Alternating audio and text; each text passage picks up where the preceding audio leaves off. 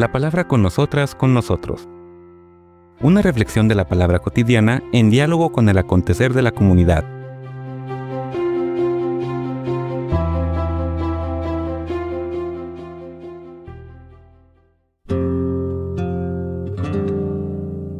Hola, buenos días.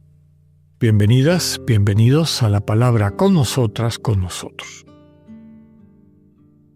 Seguimos profundizando en el contexto y temática de estas cartas deuteropaulinas y en particular este segmento, este corpus de las cartas pastorales. Ya explicamos el sentido del campo semántico de pastor, pastoreo, pastoral. Por analogía, utiliza la metáfora del pastor de los rebaños para aplicársela a la persona que está a cargo de una comunidad, en particular de una comunidad cristiana, y que se asegura de que no le falte alimento, que no pierda lo que la nutre, en particular lo que la nutre espiritualmente, pero también físicamente, y la protege. Y ayer empezábamos a ver, de qué estaban protegiendo los pastores de esa época, a quienes está destinada, sin lugar a dudas, destinadas estas tres cartas pastorales. Comentábamos que uno de los principales peligros a nivel doctrinal de aquel entonces era esta corriente judaizante que quería convertir a todos los cristianos en judíos. Y el sentido radical, revolucionario, no sé cómo más decirlo, de la experiencia cristiana de Dios y de la práctica religiosa cristiana, que se mueve de la religión de los objetos sagrados o de la ideología del ritual de los objetos sagrados a poner el centro de la práctica religiosa humana en las relaciones interpersonales y en el amor y en la práctica del amor y en la construcción de colectivos, es decir, de comunidades sustentadas por el amor. Un amor que es imposible sin relaciones interpersonales. Desde luego que este fue un mensaje subversivo, difícil de procesar a quien no hubiera tenido la experiencia de encuentro con el resucitado, tal como la vivió Pablo, que en su momento persiguió a la iglesia, pero que una vez que se encontró con Jesús y vivió a fondo lo que eso significaba, recorrió el itinerario mistagógico, es decir, de pedagogía espiritual, por el que lo llevó el Espíritu, se dio cuenta no solamente de lo inútil de esas prácticas, sino de lo nocivo de esas prácticas, que impedía a la gente dar el paso para dejarse salvar de manera gratuita por el amor incondicional de Dios en Cristo. El segundo peligro que empieza a presentarse, y aquí tiene mucho que ver qué tan real era en el momento de la escritura de las cartas. Me adelanto un poquito, algunos autores, quienes creían que eran cartas de Pablo, las ponían o en su prisión, porque son cartas que escribe él desde la prisión, así se identifica en el texto, como veremos eventualmente. Algunos autores decían que era la prisión tal vez en Cesarea de Filipo, donde estuvo un tiempo, o la prisión en Roma.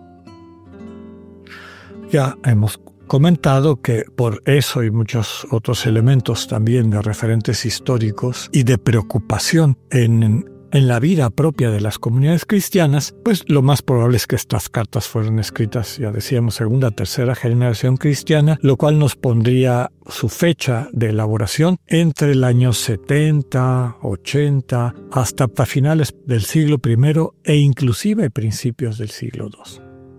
Mientras más tardía fuese esa fecha de redacción, la fecha original de redacción, esta segunda amenaza sería más fuerte, más presente y más peligrosa. Y estoy hablando de una corriente filosófico, religiosa. En aquella época se mezclaban muchos de estos campos. Y estoy hablando del gnosticismo. ¿Dónde surge el gnosticismo? Pues hay distintos puntos de vista. Lo más probable es que haya surgido en lo que ahora es Irán, en Persia. Yo creo que tiene elementos también que nos permite descubrir algo de influencia del hinduismo o de algunas corrientes del hinduismo, y algunas de estas visiones se fueron como moviéndose a lo largo del territorio, encontrándose con filosofías propias del lugar, recomponiéndose con base a esas filosofías, hasta encontrarnos con el gnosticismo que llega al territorio del Imperio Romano hacia finales del siglo I. Es una corriente muy compleja, sería muy difícil resumirla, pero para tratar de entender algunas de estas enseñanzas, sobre todo, que afectaban de manera particular la memoria del Señor Jesús, como decíamos, lo que Jesús dijo e hizo y transmitió a sus discípulos y a sus comunidades. Algunos elementos importantes, partamos del nombre de la corriente, gnosticismo. Básicamente, o gnosis, que en sí misma no tiene ningún elemento negativo, de hecho era una palabra positiva en toda la tradición, el conocimiento. El problema de esta corriente es que consideraba que la salvación estaba básicamente en el acceso a un conocimiento esotérico. ¿Qué quiere decir eso? Que no era accesible a todas las personas. El que accedía a ese conocimiento secreto, y desde luego que tenía este referente cognitivo, racional, el que entendía racional, mentalmente, cómo eran las cosas, cómo estaba organizado el universo, una especie de metafísica esotérica, pues se ubicaba correctamente, escapaba la prisión en la que se encontraba su alma, vamos a hablar de eso en un momento, y emprendía el camino de regreso a su origen, que era el uno, que era esta realidad divina, totalmente inmaterial, más bien espiritual, trascendente, sobrenatural. Hay muchas maneras de entenderla o describirla. Entonces, primero, se salva uno porque accede a este conocimiento restringido. Y esto a través, normalmente, una serie de rituales de iniciación.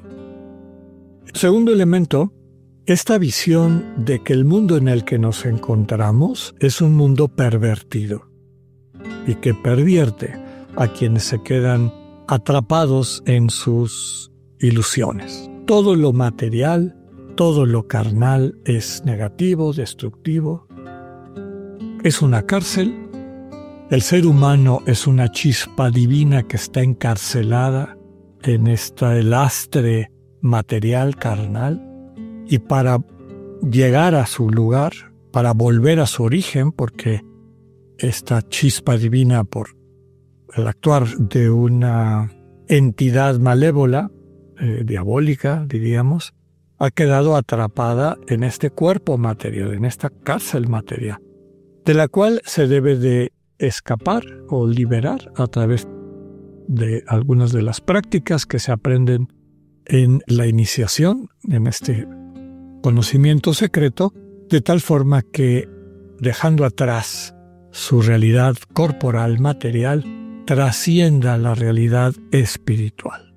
Por lo tanto, una redención, como se vive y se comunica, se transmite en la tradición cristiana a través de un hombre, Jesús, verdadero Dios, verdadero hombre, que a través de su humanidad nos sana, en esta entrega de su ser, en el misterio de la redención vicaria en la cruz, pues queda totalmente minusvalorada o hecha a un lado por estas tradiciones gnósticas. Mañana seguimos profundizando en estos elementos que están detrás del texto de las cartas pastorales. Que tengan un buen día, Dios con ustedes.